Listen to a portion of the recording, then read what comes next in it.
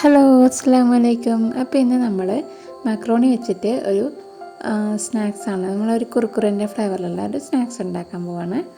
അപ്പോൾ അതിന് വേണ്ടിയിട്ട് ഞാനിവിടെ ഒരു സോസ് പാനിലോട്ട് ഒരു 2 കപ്പോളം വെള്ളം ഒഴിച്ചിട്ടുണ്ട്. ഇനി അതിലേക്ക് ആവശ്യത്തിന് ഉപ്പും 1 ടേബിൾ സ്പൂണോളം സൺഫ്ലവർ ഓയിലും കൂടി ഒഴിച്ച് കൊടുത്തിട്ടുണ്ട്. ഇനി നമുക്കിത് തിളക്കാൻ വേണ്ടി വെച്ച് കൊടുക്കാം.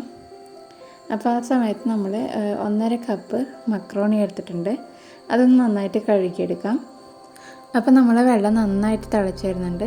ഈ സമയത്ത് നമുക്കിതിലോട്ട് മക്രോണി ചേർത്ത് കൊടുക്കാം. എന്നിട്ട് അത് അടച്ച് വെച്ചിട്ട് ഒരു 7-8 മിനിറ്റോളം നന്നായിട്ട് വേവിച്ചെടുക്കാം. വല്ലാണ്ട് വെന്തടയണ്ട, ഒരു 80% വെന്താൽ മതി. അപ്പോൾ എൻ്റെ ഈ ചാനൽ ആദ്യമായിട്ട് കാണുന്നവരുണ്ടെങ്കിൽ ഒന്ന് സബ്സ്ക്രൈബ് ചെയ്തേക്കണേ. അതുപോലെ തൊട്ടടുത്തുള്ള ബെല്ലൈക്കണിൽ ഓൾ എന്നുള്ളത് കൂടി പ്രസ് ചെയ്താൽ ഞാൻ ഇനി ഇടുന്ന വീഡിയോസിൻ്റെയൊക്കെ നോട്ടിഫിക്കേഷൻ നിങ്ങൾക്ക് ലഭിക്കുന്നതാണ്. അപ്പോൾ നമ്മൾ മക്രോണിയൊക്കെ ഇവിടെ വെന്ത് വന്നിട്ടുണ്ട്. ഇനി ഇത് നമുക്ക് എല്ലാ വെള്ളമൊക്കെ മാറാൻ ഒന്ന് അരിപ്പയിലോട്ട് അരിച്ചെടുക്കാം. ശേഷം ഇതിലേക്ക് ഒരു തണുത്ത വെള്ളം അല്ലെങ്കിൽ പച്ചവെള്ളം ഒഴിച്ചാൽ മതി. എന്നാലും ഇത് പരസ്പരം ഒട്ടിപ്പിടിക്കാതിരിക്കും.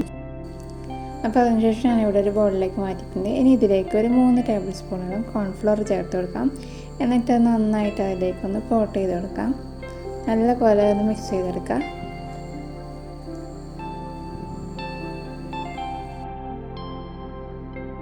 അപ്പോൾ ഞാനിതൊക്കെ നന്നായിട്ട് മിക്സ് ചെയ്തിട്ടുണ്ട്. നമുക്കിത് പൊരിച്ചെടുക്കാം. അതിന് വേണ്ടിയിട്ട് ഒരു ഫ്രൈ പാനിലോട്ട് ഓയിൽ ഒഴിച്ച് കൊടുക്കാം. ഇപ്പോൾ ഞാനിവിടെ സൺഫ്ലവർ ഓയിലാണ് ഒഴിച്ചിട്ടുള്ളത്. അത് ഒഴിച്ചതിന് ശേഷം ഒന്ന് ചൂടായാൽ നമുക്കിത് ഈ മക്രോണി ഇതിലോട്ട് ചേർത്ത് കൊടുക്കാം. എന്നിട്ട് ഒരു മീഡിയം ടു ഹൈ ഫ്ലെയിമിൽ തന്നെ വെച്ചെടുക്കാം. നമ്മളടുത്ത് തന്നെ നിന്നാൽ മതി. എന്നിട്ട് ഇടയ്ക്ക് ഒന്ന് തിരിച്ചും മറിച്ചിട്ട് നല്ല ക്രിസ്പി ആയിട്ട് ആകുമ്പോൾ നമുക്കത് എടുക്കാം. അപ്പോൾ ഞാനിവിടെ ഇത് മൊത്തം പൊരിച്ചെടുത്തിട്ടുണ്ട്.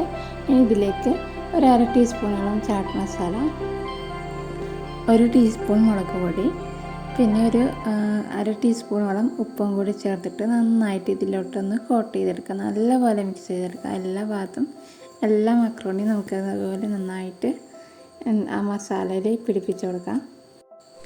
അപ്പോൾ നമ്മൾ സ്പൈസി മക്രോണി ഇവിടെ റെഡി ആയിട്ടുണ്ട്. നമ്മൾ ഒരു കുർക്കുറേൻ്റെ ഒക്കെ അതേ ഒരു ഫ്ലേവറിലുള്ള മക്രോണിയാണ്. അപ്പോൾ എല്ലാവരും ഒന്ന് ട്രൈ ചെയ്ത് നോക്കുക. വളരെ എളുപ്പത്തിൽ നമുക്ക് വീട്ടിലുണ്ടാക്കിയെടുക്കാൻ പറ്റും.